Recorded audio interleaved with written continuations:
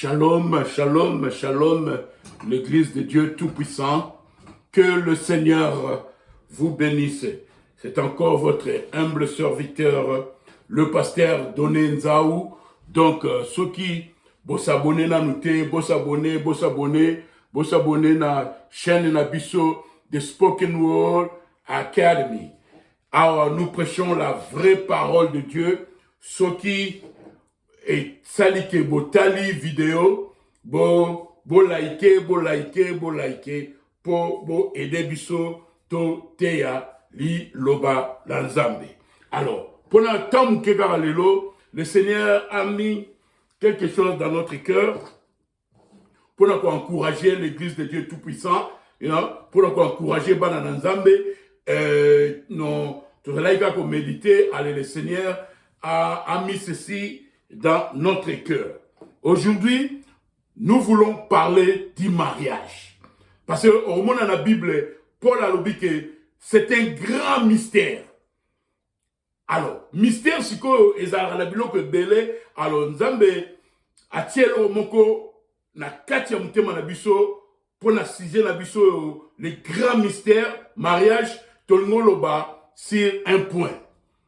Nous voulons encourager les enfants de Dieu. Mingi toloba rasir baser, nenge moi si faut zanandaku, nenge moi si faut a obéir mubali, nenge moi si faut asala nenge biblia elobi.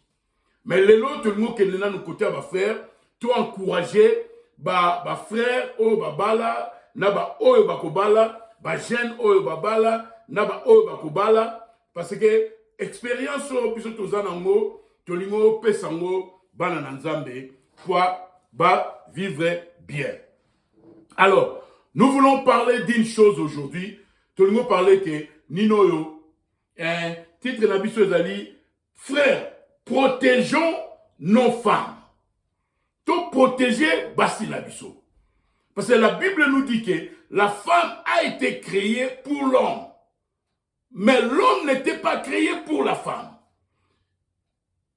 On a donc choto ya to koti wana so ya sije msudo elaxike donc tangu Nzambe asala ki mutu na ebandeli na Genèse moi si azala ki même kutu na création originale te tina ezali Nzambe asala ki neona. On va remarquer les enfants de Dieu que quand Dieu a créé les lions, a créé pe lion balamogo. Tant Dieu a créé éléphant mubali, a créé pe éléphant mwasi mamodo. Baba niyama nyonso, création nyonso, baba niyama nyonso, mâle na femelle basalaki na création originale. Mais tant et comme pas ya mutu, kozala na nzoto, Adam azalaki yemoko, la femme azalaki na création originalité. La femme a été avec sous-produit ya mubali. Tina ezali Nzambe asalaki nengwana. Yangwana lelo, le Seigneur a mis quelque chose dans notre cœur de conseiller les enfants de Dieu, de conseiller les frères, que protégeons nos femmes. Totanga tokenana awana 1 Pierre chapitre 3 verset 7. Voilà nanga bien, exactement sixième moko vital. Voilà nanga bien. 1 Pierre chapitre 3 verset 7.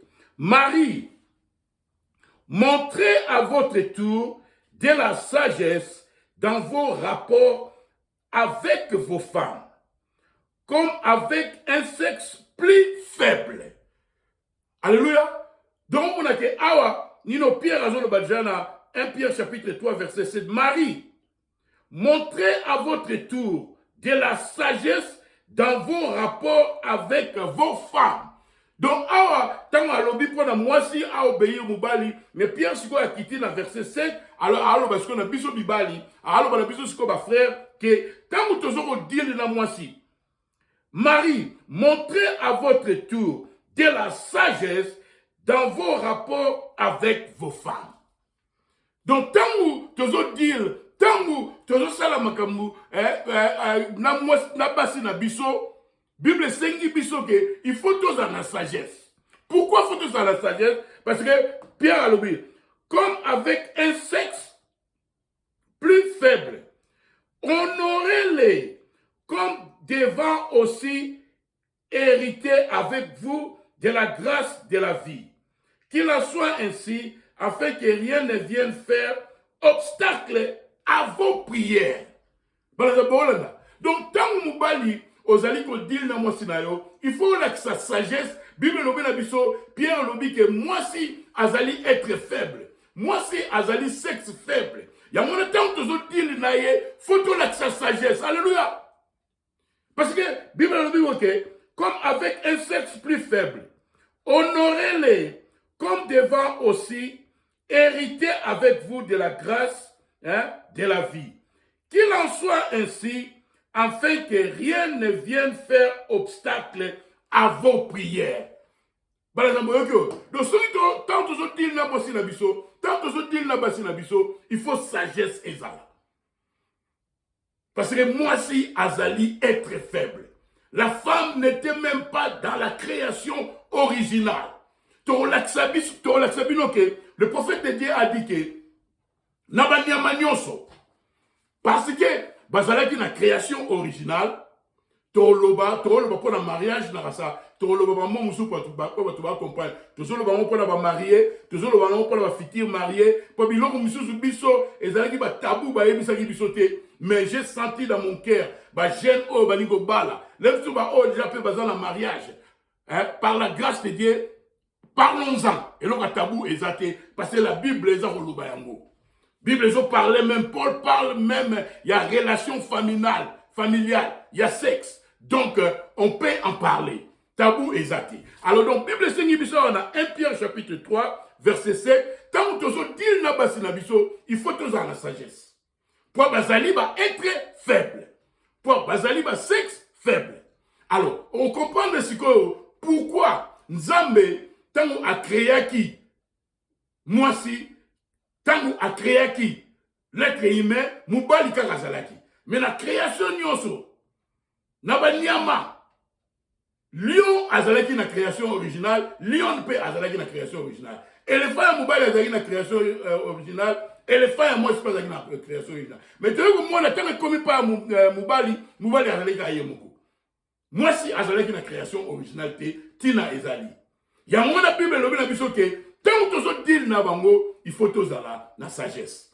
Alors, on a sabi non que tant que ce temps la biso et permettre que au monde na siko, tant que comme na relation familiale, na relation ya chambre, na relation ya neti mwasi na mobali kozala, au monde na ke ba nyama, ba sala ngo, il faut bien deux points na kubota. Et ça pour la plaisir te. Mais on comprend que moi, si le prophète a bien moi, si tellement avec une création originalité, moi, si pour ça, il y a Rosalango et il y a Ernyonso. Abi, il y a femelle mon kaka que y a pour y sexe à Rosalango Ernyonso. Alors, biso siko mi balipe, faut te comprendre. Tu retournes à yango, tu continues nana. Donc, tu me dis que Marie, protégeons nos femmes. Frères, protégeons nos femmes. Toyeba, papa blon mususu to, so mtaye bien monter moyen comprendre ngo et zalité. Alors tout temps na 1 Pierre 3 verset 7, donc et na Éphésiens chapitre 5. Éphésiens chapitre 5, au mona sikoyo ke Babylon mususu to tanga ngo mais lelo Seigneur apesi moi révélation mingi. Yoka. La 22 bandit femmes, soyez soumises à vos maris comme au Seigneur, blablabla, car le mari est le chef de la femme. Tu es bien là. Si vous avez 25, pour aller te parler pour ma frère. Marie, aimez vos femmes comme Christ a aimé l'Église et s'est livré lui-même pour elle. Encore remarquez que Bible et Seigneur moi si a aimé tes maisons Seigneur Moubali, alinga moi si na e neti Christ alinga ki biso. Tant que vous avez dit dans le Christ a koufaki pour Nabiso. Marie, 25. Éphésiens chapitre 5, verset 25. Marie, aimez vos femmes comme Christ a aimé l'Église et s'est livré lui-même pour elle, afin de la sanctifier par la parole, après l'avoir purifiée par le baptême d'eau, afin de faire paraître devant lui cette église glorieuse, sans tache, ni ride, ni rien de semblable, mais sainte et irrépréhensible. C'est ainsi, verset 28, que les maris doivent aimer leurs femmes comme leur propre corps. Celui qui aime sa femme s'aime lui-même, car jamais personne n'a haï sa propre chair, mais il la nourrit et en prend soin comme Christ le fait pour l'Église. Aux 8 ans, Tangango Ninoyo, chapitre Mobimba. Donc, Moni Awa, Bible ça vous parle, biso. Premièrement, on a 1 Pierre et le biso que tant que je dis n'a pas si na biso, tous dans la sagesse pour baza être faible. Awa to Moni, tant Paul a yebisi, baser, ba obéir mibali na bango, tant a quitté pas mibali à l'obi que biso mibali, faut to linga basi na biso, neti Christ a linga ki église. Et puis a mi pesa ki. Abi o aza o linga, moi si na ye aza komi linga ye moko. Donc, frère ce que total eloko oyo, yo okolinga te mutu asala yo, ko sala ngope et pas ya certé. Alors, pourquoi le Seigneur a mis ceci dans notre cœur que frère, protégeons nos femmes parce que notre Bible le dit dans 1 Pierre, Bazali va être faible. Pourquoi Bazali va être faible? Parce que dans la création, moi si Azalaki na création originale te. Alors, si quand on bête à mingi na lelo na pourquoi na nino na relation familiale. Attends la chambre. Nous devons protéger Basi Nabiso, frère, sœur, bana oya ba jeune oboko bala. Na lingi bola nanga bien, na lingi bo comprendre. Babiloko mingi omona batu ba yebsaka batu te. Neti ngai na bala, mutu moko te, ata pasteur, ata frère mo mkolo a yebsaka ngai te. Mais ngai ngo pesa sko chance na ba jeune to comprendre loko. Nous devons protéger nos femmes. Et lelo sikoto okota mingi na chambre. Attention to ke na chambre. Faut te protéger basi na biso parce que bango bazali ba être faible. Et puis alors que biso tant que so dire na basi na biso, il faut to za na sagesse. Parce que yepé abengami mwana nzambe neti yo. Alors so to za na sagesse de la 1 Pierre chapitre 3 verset 7. Pierre a la biso que so to sali ngote et ko kanga ba prière na biso. Protégeons nos femmes. Moi si azali mupanzi ya mubali. Moi si azali être faible. Allez, yo si koyo mubali, comme le prophète a dit, l'homme, ako répondre pour la moi si naïe. Mais jamais moi si ako répondre pour la mubali. Donc nous les frères, nous sommes les responsables ya basi na biso. Alors, parce que les esclaves n'a pas sauté, mais ce qu'il faut comprendre que bango va être faible, il faut se protéger bango. Mais si on est là, on bête à point moro na moi minute tout ça nango, na lingi bo comprendre. Alléluia. Alors, si koyo somo toke na mukanda ya Hébreu banza bola na Hébreu chapitre 13 verset 4. Les longs pour la Tanabiso, donc il y a un grand mystère net pour la lobby dans Éphésiens, you know, il a marré déjà un grand mystère. Donc, ce lobby, to banana étymologie, to banana genèse, mais les autres, ils vont mettre à point, ils vont mettre à 7 mingi na chambre. Ba frère aussi, babala, na ba jeune frère, ba ningo bala, on a ba jeune frère, babala. Babiloko mingi, ezaleti ba tabou, biso ba oyo, to bali presque 30 ans, semaine prochaine ils ont 30 ans, avant na bala mutu moko ta epsa na biloko. Mais parce que je suis un serviteur de Dieu, Nzambe a révélé ngai, et puis na ngo chango, ezala, available, ba jeune ba comprendre. Tant que zo kota na mariage, to comprendre biloko. Tant que zo kota na mariage, to ebake, moi si aza être faible, que biso te répondre pour na basi na biso, mais basi va répondre pour na biso te. Donc tu es responsable. Donc ce qui sert à commencer à makambu, yamabe, yo oyebisi ete, oko kamwa jour ango, to kota boy, sert vraiment à yeboye. Oh, Moi, ça fait un Seigneur Abissé, Yokota. Yo fait un côté Mathieu Opemen. Seigneur Aligo Solana, pour la moi, Sina. Pour le tigre qui a ça là, parce que Azaleki être faible, Azaleki la création originalité. Alors, si Koyo, tu as qu'elle est même dans la chambre. Total.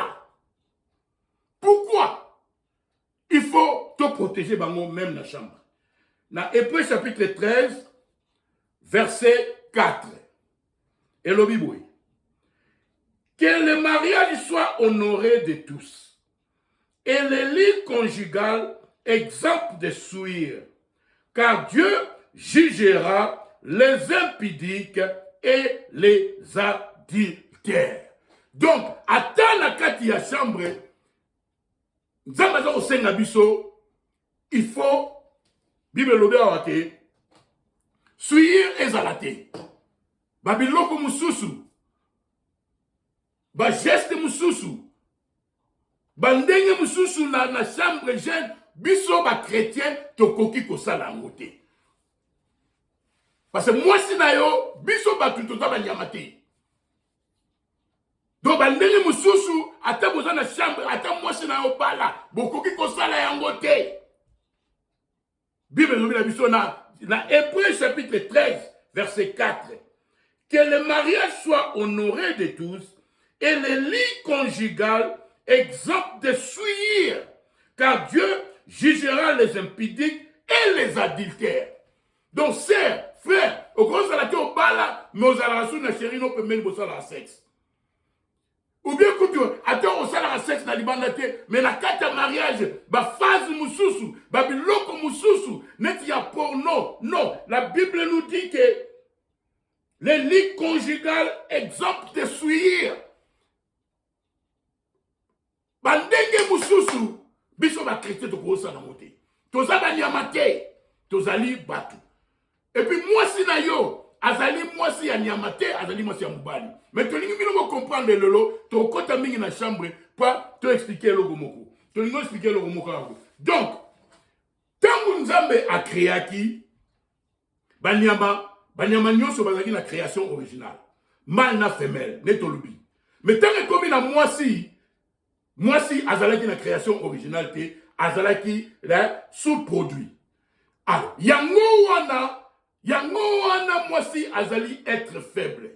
Yango wana okomona nino pona banyama besoin sexuel ezali pona robota. Mais pona mwasi pour faire alobi que nyonso mwasi aligné parce que ye azali différent na basi ya banyama. Totanga na ete so bola nanga to ngolo belo moko. Na message le temps prophète a peut-être abi elle la femme elle est la seule qui soit conçue pour se livrer à la souillure.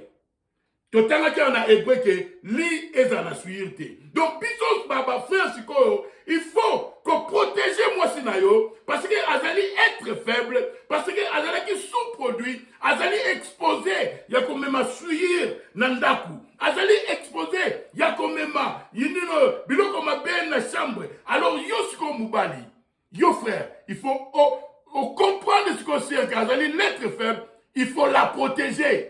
Ce qu'on protège moi si na yote, c'est à que ça les locaux parce que yo protéger qui yote, yo mutozongi ça. Parce que l'homme a qu'on répondre pour la moi si na mais moi si a qu'on répondre pour la moralité.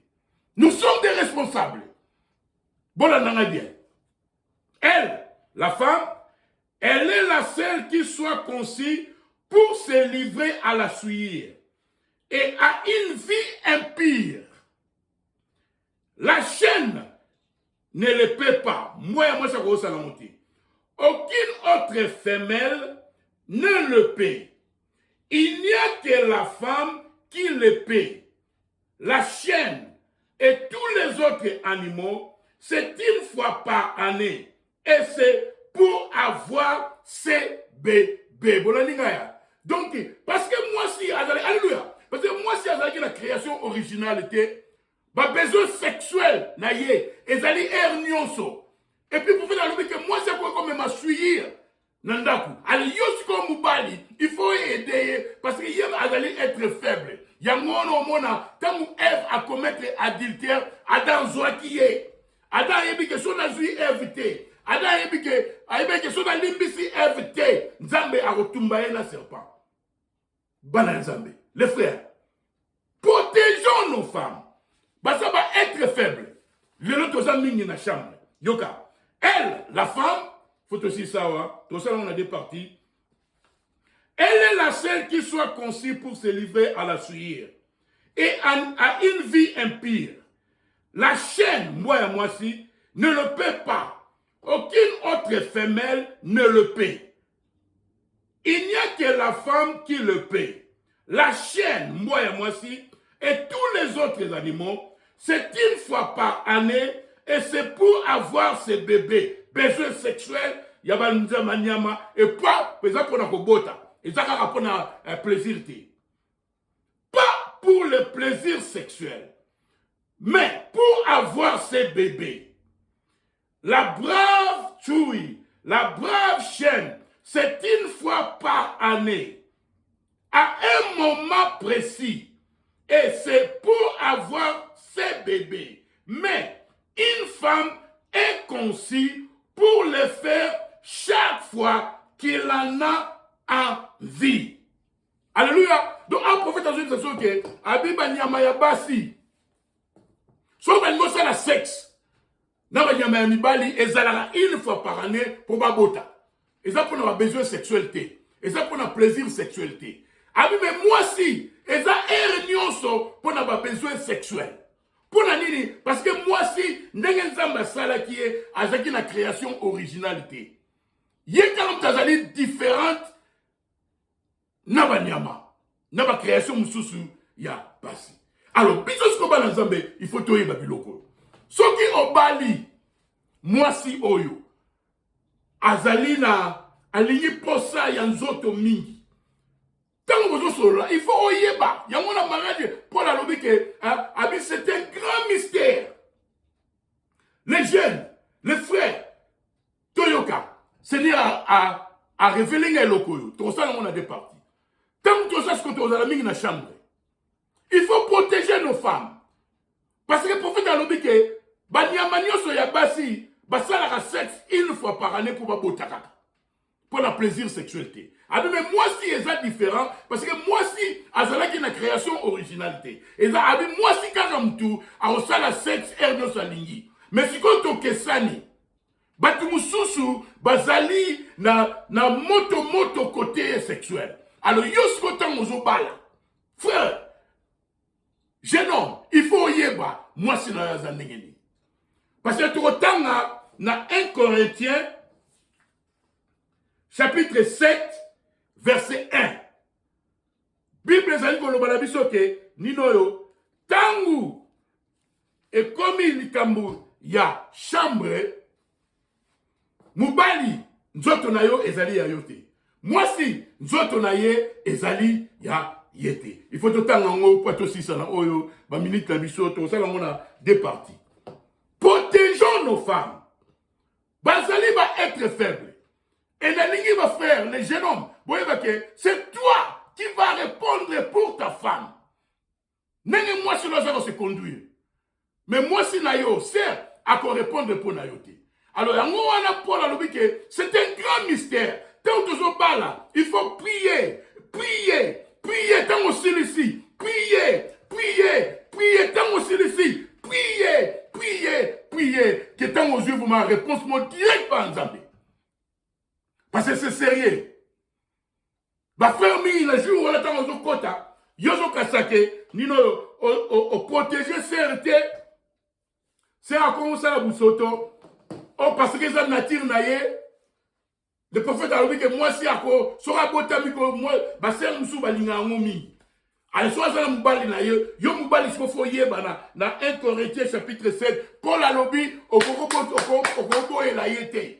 Moi si, au gobo et la mobilité, mobilité, au gobo et la moissité. Alors frère, tant que je parle, il faut que moi si la passion mingi, alingamon mingi, et Bible tout autant on a deuxième partie, dans 1 Corinthiens chapitre 7, Paul a lobby, la air moro kaka, bokokuta na nzoto te so moninga moso alingi ezali soki boyokani pour la prière. Mais après wana Bible eza kopesa biso raison mosusu te. Parce que nzoto na yo frère eza ya yo te. Nzoto na yo sœur eza ya yo te. Nous allons continuer. Que le Seigneur vous bénisse.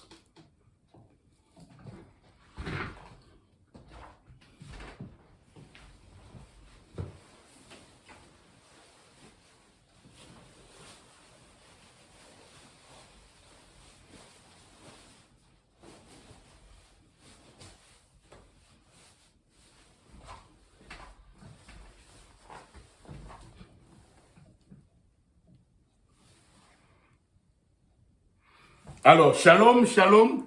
Nous allons continuer. La sujet nabiso, bah frère, protégeons nos femmes. Les autres ont repété mingi na chambre. Alors, si on toque sikoyo, na mukanda ya 1 Corinthiens, chapitre 7, versets 1 à 9. Totanga. Pour ce qui concerne les choses dont vous m'avez écrit, je pense qu'il est bon pour l'homme de ne point toucher des femmes. Toutefois, pour éviter l'impudicité, que chacun ait sa femme et que chaque femme ait son mari. Bible est claire, hein? Pour la lobby, pour la yegara, hein? Moubali, fallait pas toucher moi si. Mais pour éviter l'impudicité, ok,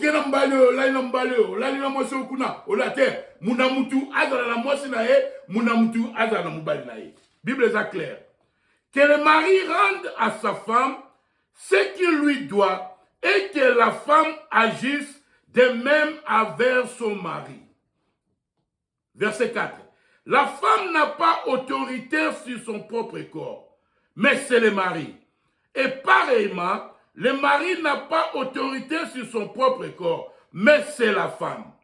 Ne vous privez point l'un de l'autre, si ce n'est d'un commun accord pour un temps, afin de vaquer à la prière.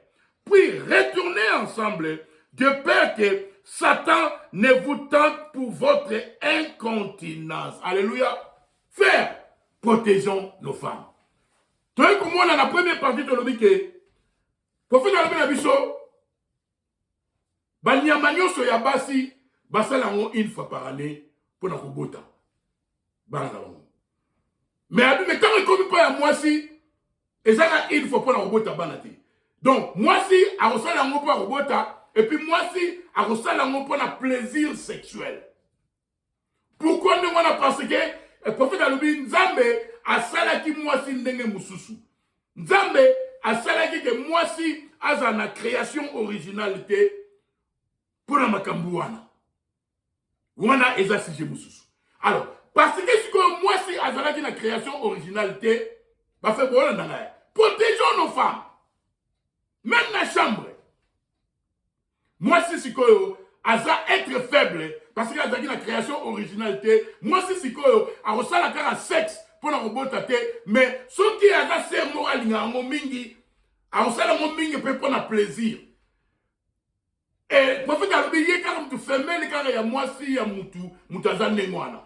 Alors frère, ce qui yo balissé o ya linga ngo mingi, Bible lobi na biso ake, okoki ko pimela yete.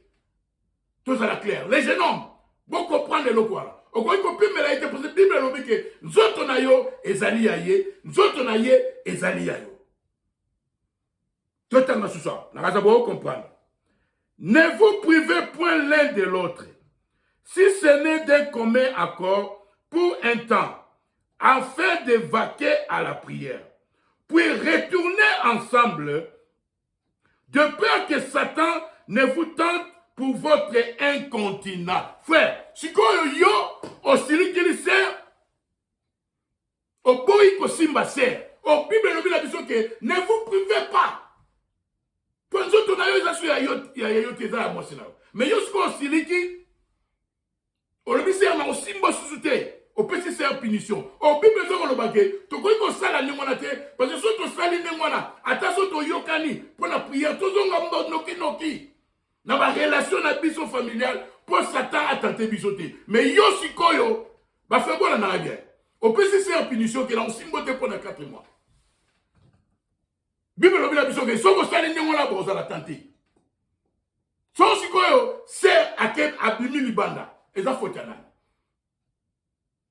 bien sûr c'est à cause de la néantise de l'issou mais on exposé moi si na yo on fungoli porte na diable et qui va répondre c'est toi parce que yo zali wana fallait yeba que moi si na yo zali être faible il faut protéger fallait yeba que moi si soki aza surtout na alinga ngo mingi que nzoto na ngai eza sur yanga te il faut yo o satisfaire c'est so c'est alinyango Bible est claire les jeunes hommes au bolingo bala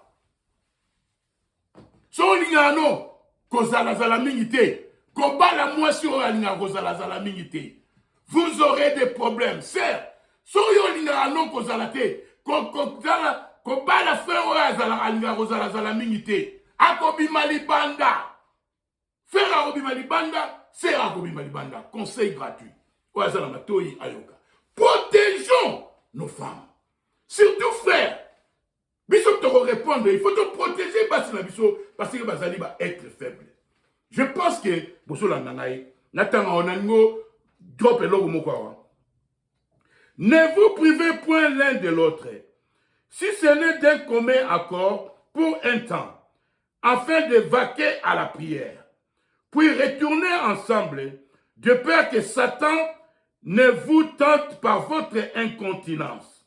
Je dis cela par condescendance, je n'en fais pas un ordre. Alors, sikoyo, nani, Paul a continué le comme ça. Donc, tant que tu commis dans la chambre, nasi sana oyo, le Seigneur m'a révélé quelque chose. Pour nos frères, oh babala, oh babala, pour nos jeunes hommes, oh babala. Tu parles en mingi pour nos sœurs, nécessaire à obéir. Mais le long nzambe atiena mutema, si je n'abuse que protégeons nos femmes. Jeune homme, quand tu seras marié, il faut que yondo zamutu, il faut que moi si azali être faible, il faut que moi so nazobala. Alinga ko zala mingi na mbeto ou bien pas. Total raté moi so za kitoko. Alors sikoyo Bible lobe no moko wana si ça na oyo na lingi elongo mingi ba frère to ebate. Que le mari rende à sa femme ce qu'il lui doit et que la femme agisse de même envers son mari. Alléluia. Dans 1 Corinthiens chapitre 7, verset 2. Toutefois, pour éviter l'impudicité, que chacun ait sa femme et que chaque femme ait son mari. Ah, Paul a parlé dans la chambre. Pourquoi tu libanda te? Pour moi, c'est que les gens mobile, yo kena moi so, o kena baser en église te, abi muna mutu abala, azala na moi sinae, muna mutu abala, azala mobile na ye, toujours parler na relation familiale na chambre. Alors Bible le bien biso siko. Que le mari rende à sa femme ce qu'il lui doit et que la femme agisse de même envers son mari. Et là, comme on a dit, ça va faire. On a joué chance, ça a été. Mais ça va faire. Attends aussi, tu vas là. Surtout les chrétiens. Attends, je ne vais pas là.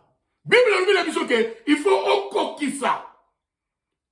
Pour éviter l'impudicité, mon homme t'a na mubali na ye, mon homme t'a na mwasi na ye. Et puis, il faut au coquille ça. Ba posa ya mubali na yo na chambre. Il faut yo peut faire au coquille ça. Ba posa ya mwasi na yo na chambre. Ale na yete so mutayebisa yo. O na oye bati kunenya ngolobango. O remarquer que na nenga biologie pour na mwasi akoma que azala satisfait et zoakatan. Alors frère sikoyo, Bible le bina biso que yo ozolinga ozala satisfait, il faut pe o satisfaire c'est. Babiloko wana mingi ba frère tobo sa nango parce que soit toza prudente surtout ba chrétien tolobaka, oh, te, yo, son asengi yo, bible lobi okobo ya ngai te. Mais na iko remarquer que, pour la moubali, si tout ça a le problème, pour la moubali que, nino yo, pour ça na esi là, ya moubali si la kanoki. Ah, ça va comprendre, non, ya moubali ya noki. Mais frère, si on ça la kanoki, pas bible lobi que, bon, là, na eki so va comprendre. Que le mari rende à sa femme ce qu'il lui doit et que la femme agisse de même envers son mari. Sœur à se pélisser. Iopé, il faut se pélisser sa sœur. Mais là, il faut remarquer, frère, sont aux appréhentés. Parce que ma sœur, ils ont moins de temps. Alors, frère, ils sont aussi ici, c'est un comité, ils sont aussi ici. Là, le Seigneur m'a révélé.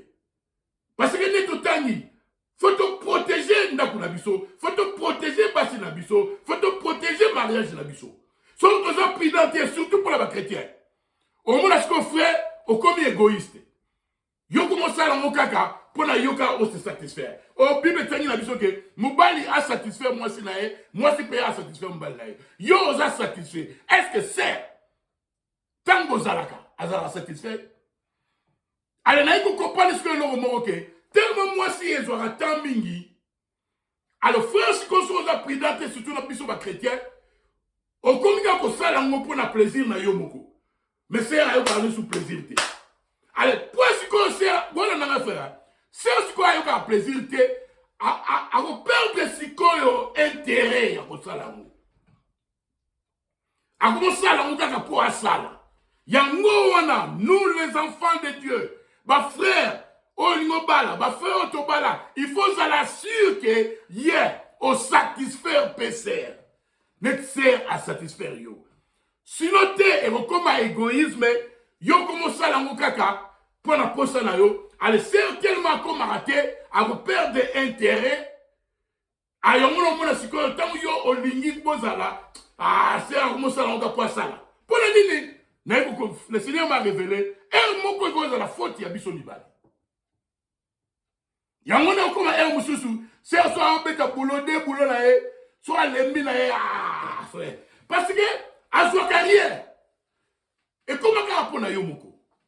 J'espère que les enfants de Dieu doivent comprendre. Protégeons nos femmes. Protégeons nos maisons. Protégeons le mariage de l'abissou. Et la femme, Azali, l'être faible. Que le Seigneur vous bénisse. Shalom.